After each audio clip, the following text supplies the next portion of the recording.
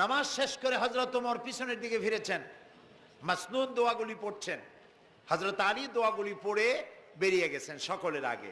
বেরিয়ে গিয়ে দেখেন গেটে এক বুড়ি দাঁড়ানো, হাতে এক পাত্র খোরমা। বুড়ি বলছেন, আলী, এই খোরমাগুলি নিয়ে তুমি ভিতরে আবার ঢোকো, আমিরুল মোমিনিনকে বলো এগুলি আমার নতুন বাগানের খোরমা, তিনি খাবেন আর রাসূলুল্লাহর সাহাবীদের খাওয়াবেন, তাতে করে আমার নতুন বাগানের খোরমায় বরকত হয়ে যাবে। হযরত আলী দেখলেন স্বপ্নে যা দেখলাম তাই সাথে সাথে খাটিয়ে গেল, আশ্চর্য কথা। তিনি ভিতরে ঢুকলেন, হযরত ওমরকে পাত্রটা দিয়া ঘটনা শোনালেন। হযরত ওমর পাত্রটা হাতে নিয়ে একটা খোরমা হাত দিয়া উঠাইয়া হযরত আলীর মুখের মধ্যে দিলেন। হযরত আলী খোরমা চিবোচ্ছেন আর এক পর্যায়ে গিয়ে বললেন, ইয়া ওমর জিদনি তামরাতান ওখরা, হে ওমর তুমি আমাকে আর একটা খোরমা দাও, এ তো খুব ভালো জাতের খোরমা, খুব লজিজ, খুব মিষ্টি, তুমি আমাকে আর একটা দাও, যদি আমারে একটার বেশি খোরমা দাও